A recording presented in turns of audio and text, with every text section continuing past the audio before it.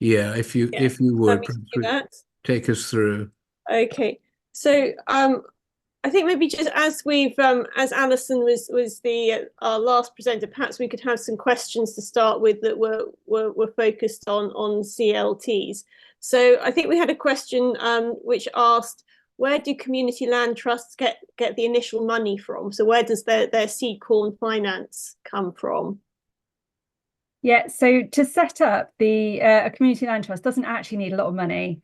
Most of the community land trusts that I work with will set up, a parish council or a town council will have a public meeting, invite people to explore, would they like to volunteer to be part of the group? And then once they decide to set up a community land trust, then there's perhaps 500 quid that might be needed. That often comes from the parish council or the local authority that very often will have small grants funds available. And it's only really when you get into the process of once you've secured a site, in principle, the landowner, and you're starting to think about, well, we need to build a planning application, that's more serious funding is required. And to date, there's been something called the Community Housing Fund, which is a government fund that provided revenue funding to councils and also at one point to communities directly to do this work, the commissioning of architects and surveyors and whatnot to build a planning application. But unfortunately, there's not very much of this funding available at the moment. There might be some left with Dorset Council, but otherwise it's it's a piece of work trying to raise that money through loan finance or grant funders to do that. But certainly for the first year of a community land trust's life, £500 to £1,000 just to get going, to set up your organisation, to pay for a meeting space is all that's required. Thanks, Alison. Did you want to pick another one, Heidi, from our long list? Oh, yes, and one from Andrew for Alison. He says, "Hi Alison, could CLTs deliver significantly scaled up social housing delivery beyond existing CLT supply, which would have an impact on the local housing register in Dorset?" Yeah, we've done a lot of work at Middlemarch on what it would take to scale up the delivery of community land trust housing, and what's required is access to technical support. So advisors like Middlemarch, and there are other advisors around and nationally as well that support community groups, because with the best will in the world, local volunteers don't have the time and often don't have that focused technical those focused technical skills to put together a project and that experience. They need access to land. So, local authorities, public bodies should consider, whether they can make their land holdings available at reduced costs to community groups. They need access to revenue finance, that money that I spoke about earlier, that, probably about £10,000 per unit in order to build a planning application and pay for an architect, pay for an ecologist, pay for a landscape surveyor, a civil engineer, all those crucial things that are important to getting a project underway. Improve planning policies for community land trust, more support from planning departments as well, and more partners, more housing association partners that are prepared to support community land trust to deliver the homes that communities really want and need would help to scale up the sector significantly. Can I interpose a question to Alison, which is really about Paul's presentation? Paul was saying that in Dorset, they don't really approve of CLT schemes or any rural exception site schemes in which there is any market sale to cross-subsidise. They ought to be 100% affordable housing and preferably, I think, social rented housing. But is the reality, though, that there won't be enough landowners who come forward and make land available other than on a basis that gives them a bit more than the absolute minimum which could be afforded if it was 100% affordable housing? Is that a dilemma, Alison, that you've had to face up to? Yeah, so there's not always an enormous amount of choice for a community when it comes to finding a site. So my colleagues and I will sit down with a community group, get the maps out and look at suitable sites, and then it will come forward. It will come down to maybe 2 or 3 landowners who will be contacted, and those landowners will be contacted on the basis of, we're looking for, we can pay £7,000 per plot as a rural exception site, and usually a landowner will come forward on that basis. Not always, and in some instances, community land trusts that we've worked with have compromised and said that, well, we would also like a plot for ourselves, and then there's some work to be done to make sure, is the local authority supportive of this? Is it possible in terms of funding the project as well? So most of the communities that we work with will have a bottom line of 100% affordable housing, social rent housing. Some of them, when it comes down to, the options that they've got, will consider having some market housing on the or extra incentives for the landowner on the project too. Or possibly the halfway house of some shared ownership in between. Yeah. Yeah, because that can be just as good for local people if you've got a job. Yeah, great stuff. Back to Heidi for another question from our list. Okay, well, we've had a question from Jackie Cuff, who said, I would be grateful for feedback and/or clarification regarding the term affordable. It appears these days affordable appears to mean any property less than market value overall and includes social rent.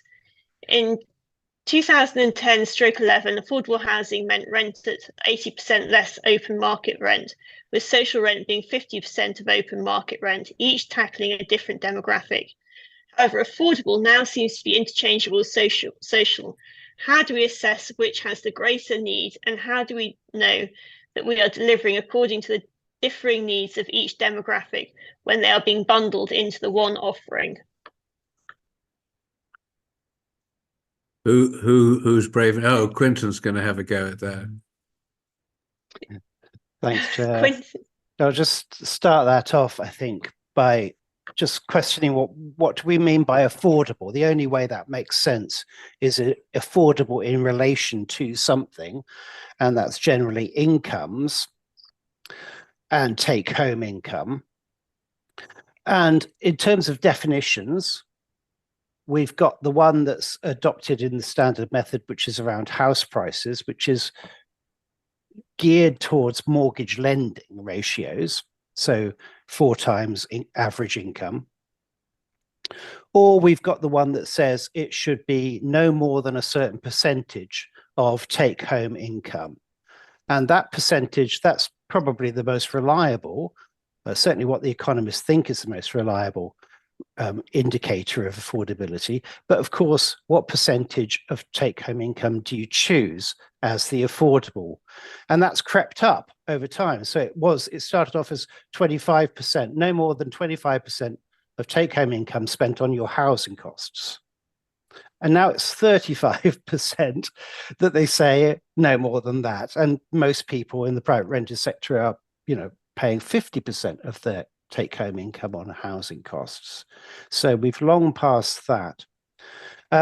Or you could say, as the welfare system says, you should we should look at residual income. So what have you got left after spending on your housing costs? And and we could put a figure on that. And of course, housing benefit, or the local housing allowance, does put a figure on how much they think people can survive on, having paid their housing costs. It's not particularly good way of looking at things, I don't think. So affordability has got to be in relation to income, or residual income, rather than just being cheaper than market prices. And the definition of affordability in national planning policy at the moment is just discounted on market price. So that obviously depends what the market price is, what the discount is, but it's definitely not affordable, because it's got no relation to income at all. The second part of that is, what is social housing? So social housing in legislation is now pretty much synonymous with affordable housing. Social housing, by definition now, is any housing which requires some sort of public subsidy. And sometimes that subsidy is just completely notional. It's just that you're not renting it at market price, but you're not actually getting any public money to support that. So that's why we have this kind of real confusion, because you get governments saying, oh, we're building social housing. Well, what they mean is they're building shared ownership housing or affordable rent housing. But social rented housing is the only housing type which has some sort of real affordability built into it, because the government rent guidelines for social housing say it has to be geared to local incomes. And that's why we all say what we actually need is social rented housing, because it's the only thing that is legitimately affordable. But I have to say then, relation to income is only one of the elements in the social rent guideline. So they also take in market value. And as Lord Best knows, social rents increase by more than inflation and have done for virtually nearly every year since 1990. They've increased by over inflation, at least 1% above the consumer price index increase.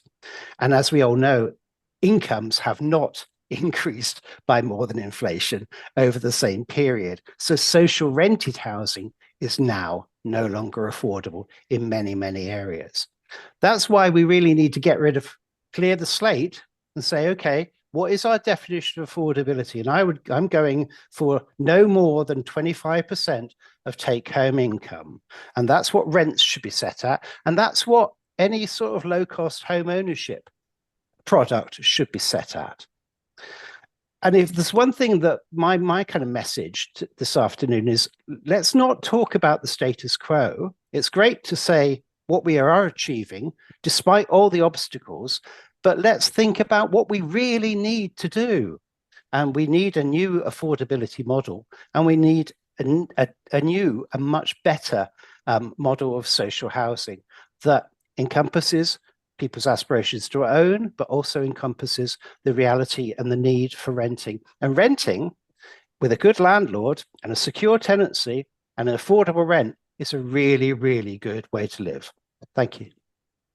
There, that's a very full exposition. Thank you, Quinton. That's the full story of social rents and affordable rents and affordable social housing we talk about, and these terms get vaguer and vaguer as time goes on.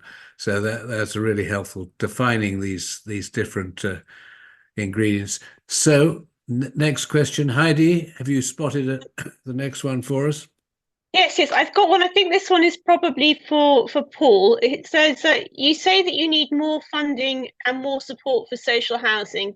How many new social rented homes could you deliver per annum if the new government turned on the funding tap? And this is from Andrew. Crikey.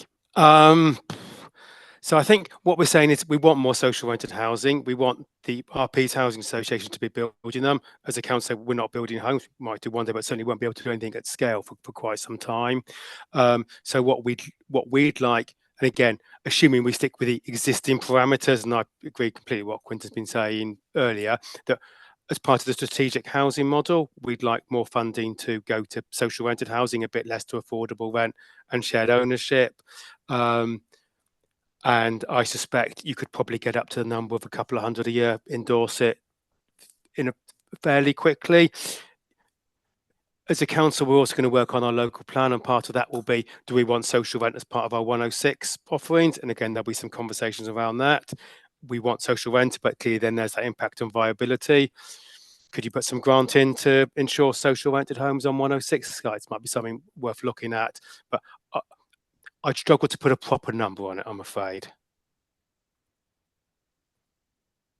In fact, about half of all the affordable housing in the broadest sense has come from those Section 106 agreements.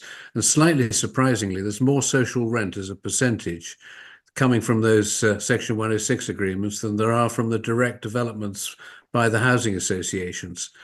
Which I think in part is the funding model and what Grant Homes England has historically have been given. Again, we're beginning to see some flex on that, and hopefully, if we can just have more flex, that would help a great deal. Quite. I think, let's be honest, an incoming Labour government is going to be more interested in social renting than has been the case in the past. And if that's what's going to happen, that bodes well for social renting, the 50% of market rents, roughly.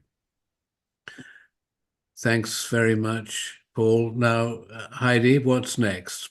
Okay, we've got some on the issue of deliberate undercounting of housing need. Why are local authorities simply accepting what seems a completely unethical approach to establishing figures for housing need? And this has been asked by Jane Ashdown. This is probably for you, Mike. You're on mute, sorry. I probably ought to stay on mute too. Why? Well, I think the simple answer is the National Planning Policy Framework ordains it thus. I think local authorities have limited power in the current planning policy framework to take alternative modes of operation. They are very constricted. And I suppose if you listen carefully to my presentation, I talked about identifying Dorset as an exception. There is some scope currently for taking that approach, and BCP have taken a slightly alternative approach in their local planning, not particularly to housing need for affordable housing, but to housing need generally. Dorset so far has shown very little initiative, it's fair to say, in looking for any exceptional approach. I think Dorset CPRE and my personal view would be, come on, we have our particular needs as a county, as an authority. I would like to see much more initiative in campaigning for a different approach. Fair enough. Anybody else want to chip in on that one? If not, Heidi, give us another teaser. Okay, right. Well, I don't know if this is more of a statement, but I think there is definitely some comment. So I think Michael Tarling, who I think actually had to leave early, but he brought up the issue of affordability statements. So he has said that he has an issue with affordability statements. Which is the role that the DVO I need to drop off. An issue I have is the role of the DVO in affordability statements. The affordability reports are being used by developers and BCP, so Bournemouth, Christchurch and Poole, to get out of providing affordable housing. This process is allowing land values to rise as developers know they have a get out of jail card, abolish the viability test and land values fall, making land affordable to RSL/LA projects. So I don't know if there is a comment from one of our panel on Michael's statement. And that brings in the Bournemouth Christchurch Poole, which we haven't really touched on very much so far, the other unitary authority. Anybody want to volunteer for that one? Quentin. I'll have a go. If I just address the kind of viability test elements of that, principally rather than the Bournemouth Christchurch Poole elements of it. Viability has grown to become completely the dominant issue in housing development. And it's a very curious thing because planning authorities have had to skill themselves up to when confronted with a viability assessment, to be able to scrutinize that and say, well, to what extent is this an accurate picture of costs and expenditure, costs and income? But viability originated in local planning authorities trying to work out how many affordable homes they could expect to get from private developers, how many it was reasonable to ask. So that's where it all started from. So what we've seen since those days are private developers who started off being given a reasonable request to provide affordable housing, then using a financial appraisal model to reduce that request, to say, no, that wasn't reasonable. What you're asking at all isn't reasonable. I tell you what is reasonable is we don't provide any affordable housing. That would be quite reasonable. And they do that by two methods. One is overestimating the costs of the development, and the second is underestimating the income from the development. Okay, and everybody knows that this is what a viability assessment is, because they are giving you the costs and the income before they even start the scheme, and the scheme is going to take 20 years. And house prices have increased by 180% in the last 20 years. So you're not really getting an accurate picture here, but you're also getting what everybody knows is a tissue of lies, because you constantly get developers saying, well, no, we can't provide 35% affordable. We can't afford 15%. Okay, well, here's our figures. If we gave you 10% affordable, we'd be making a loss. We've been making a loss of £43 million on this development.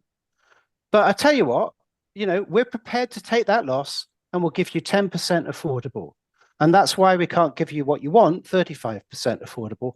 But, at the goodness of our heart, we're going to do that. I'm not joking. This is absolutely standard on any viability appraisal. You will get a developer saying, we are going to make a loss, but, we're still going to go ahead with that. And everybody knows this isn't true. But then you have to, be really clever at saying, okay, how have you massaged these figures to come up with this idea that you're making a loss? Because we all know that you would never embark on a development if you actually were making a loss. And planning authorities have got better and better at being able to do that.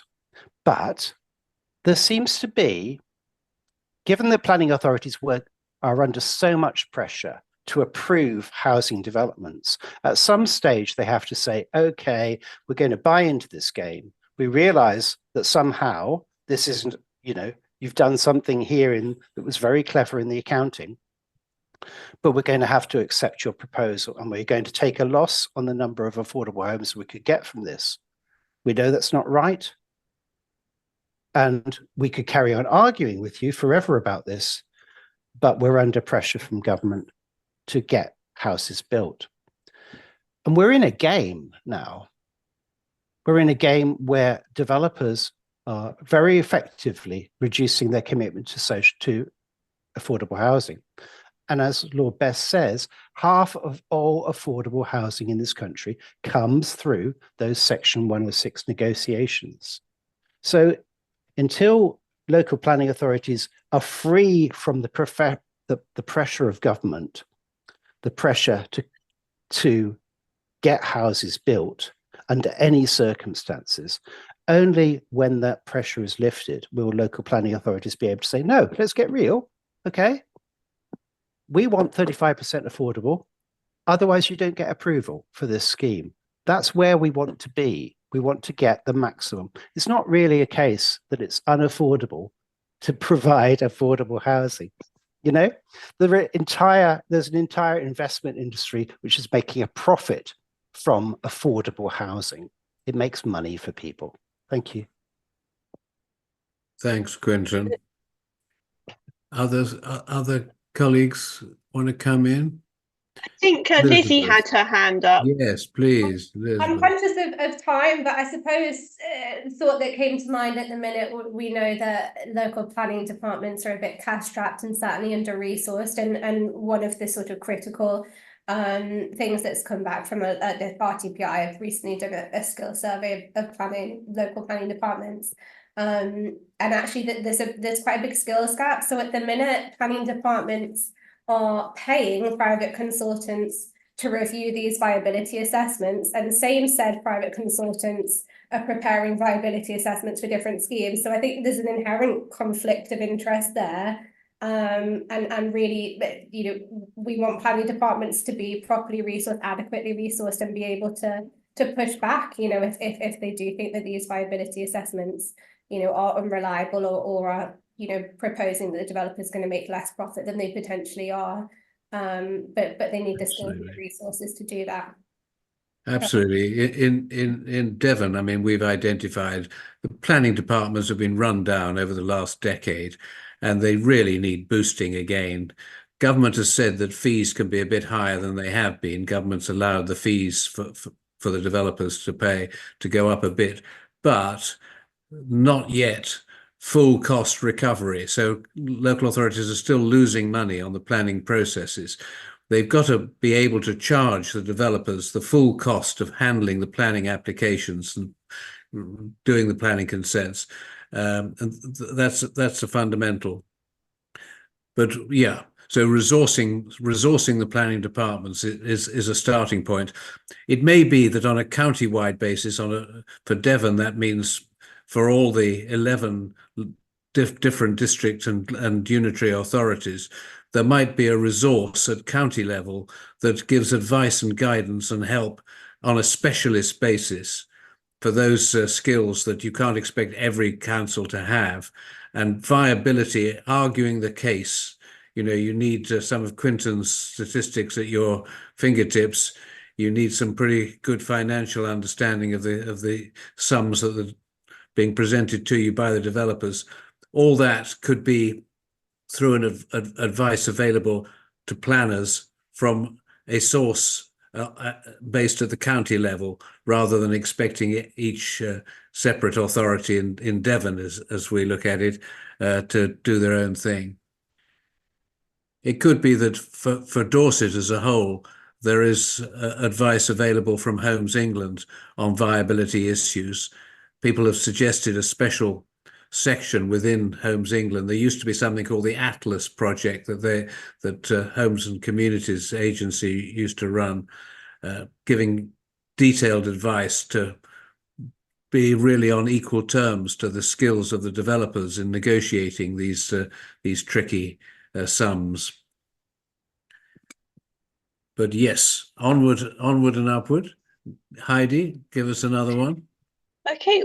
Well, I think a couple of people have asked the same questions. It's really about, whether or not we should have another name for social housing, as I think, there's quite a bit of stigma attached to social housing. So perhaps it would be a good idea if we came up with a different, a different term for it. I don't know what the panel think about that. I mean, there is quite a bit of stigma attached to living in social homes, and perhaps that sometimes stops people putting their names on the register and coming forwards, even though they are in need.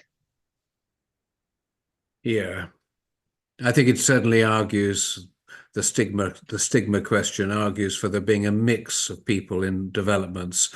100% social rented housing can mean an awful lot of people who are not in work, an awful lot of people who are particularly low incomes, and that can stigmatize the little development. So if you have a mix of people, so some of whom have higher incomes, on average incomes, for example, then that can make the label that you can otherwise attach to people much less likely. It's a mixed development of people of different income levels. But comments from colleagues on avoiding the stigma of social renting, social housing. I know people worry about this. Okay. Now I see we're up to 26 questions. We may need to go to the end and work back from the end upwards. I think Heidi. Elizabeth has her hand up for answering that question. I think Who's there? Oh, or perhaps she hasn't taken it down. Oh, Yeah, Elizabeth. Yeah, you can. it was just to say, I think, I mean, this has certainly come up in our research, and it is a problem. There definitely is stigma, and particularly, I think, in rural areas where, you know, villages might be wholly owner occupied, to suggest that you're going to build some new social housing, you know, people perhaps don't really understand what it is. But I don't think we necessarily need to change the terminology. I think we just need to address the stigma, why that stigma exists, and make it clear that people who live in social rented homes are exactly the same as people who live in private rented homes or in owner-occupied homes. They just pay their rent to a registered provider or the local council rather than a private landlord. Very often the problem is before the scheme is built. Yeah. Once everyone's settled down, it's soon forgotten that hazard. Yeah. If I could just jump in there as well, Lord Best. I know I'm probably talking too much, but stigma in social housing is an outcome of the scarcity of social housing. I mean, that's the issue. It's the fact that we have so few homes and they're being rationed to those in most need. And there was originally no stigma attached to council housing. Certainly post 1945, council housing was a universal service, and you had the people, you know, I've talked to who moved into council housing in the 1940s to the 1960s. They talk about their boss and living on the same street, different professions, all living on the same street. So it's not the product, it's not the house type that brings stigma, because of course, in affordable housing developments, you now have stigma attached to things like shared ownership. And shared ownership, you know, you've got a mortgage, you're paying rent, you're paying a service charge. You know, you're actually paying an awful lot of money. And then people look down on you because you're living in affordable housing. None of that makes any sense at all. We've got a long way to go, but we need to get to a position where social housing is no longer, you know, marginal, where it is, there is so much of it that we can then appreciate its benefits properly. Thank you. Absolutely. Okay. Heidi, I think we're going to be closing at 4:45. We've got the last sort of 7 minutes to go, and I'm going to ask all the panelists to just have a final word, if they would, in about 6 minutes' time, 5 minutes' time even. So we just a couple of quick questions. If people have got quick answers to go with the quick questions. Heidi, just from our list of 27, give us a couple more points from the Q&A. This is a question that was posted earlier, and I know that Lizzie's actually provided an answer to this, but I think maybe that the rest of the audience would, you know, if they haven't seen Lizzie's answer, would probably, you know, be interested to hear. So somebody asked, who has commented, I thought you cannot charge community infrastructure levy on affordable social housing. True. So, correct. But Lizzie, did you want to just? You're on. Sure. So absolutely. Currently, still monies, community infrastructure levy funds cannot be used for affordable housing delivery. It's for, as I say, the local infrastructure projects generally identified in what are known as Regulation 123 lists. And neighbourhood forums or neighbourhood planning groups are able to utilise SIL monies if they identify projects in their plans. The new infrastructure levy, which was introduced into the Levelling Up and Regeneration Act last year, actually proposes that some of those funds can be ring-fenced for affordable housing projects that local councils are going to deliver. However, it hasn't been implemented yet, and as Lord Best said, you know, it perhaps may never be implemented. But it certainly, I think it's interesting, and to my mind sounds sensible that councils should be able to, or local authorities should be able to use SIL monies for affordable housing delivery. But they obviously need the support to be able to spend those funds, which at the minute I think is a bit ad hoc. Yeah. Thank you very much. Agree with that. Another one then, perhaps the last Okay. one. Okay. So I have a question here from Adam Simon, who has asked, it has been proposed on and off that all land should be nationalised. Setting aside practical considerations and the desirability in principle, would it be actually effective? Quite difficult to set aside practical considerations and points of principle, but anyone want to be brave enough to? Quinton, I'm going to forbid you from speaking on this one. But other colleagues, anyone up for nationalising land? We thought we might be doing more or less that in 1947, but it turned out that there were ways round that. I think what we will see, though, is a lot more use of, if not compulsory purchase powers being used directly, the threat of compulsory purchase powers, meaning that agreement is reached with landowners for land being parted with for rather less than we've seen in recent years. If we're actually to build the new generation of new towns that Labour has promised, it's going to be a requirement that we get the land for, if not existing use value, but it might be agricultural value, at least for something that is miles below the 200, no, sorry, the 1200% increase that happens when planning consent is granted. So that may be the best, the nearest we can get to nationalising land in the near future. Right. Well, can I ask each of the panelists just to share a final thought with us before we all depart? Elizabeth, why don't I start with you, as you're in the box at the top of my screen? Please. Sure, I can see Paul has a hand raised. I found that some really good discussion around some of the housing numbers, some of the big issues. I've just personally found it really useful. We'll carry on doing what we can within the parameters that are set by government and plans. We'll keep working, and hopefully there'll be some groups and some people on here who we can engage with in the future to get more schemes going. And I will leave it at that, but I've really enjoyed it. Thank you very much. Thank you for being with us. Many thanks. So, Mike, final word from you.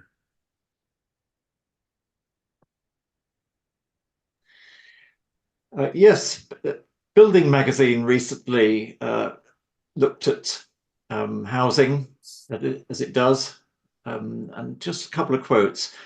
The right to buy undermines any initiative to increase social rent housing.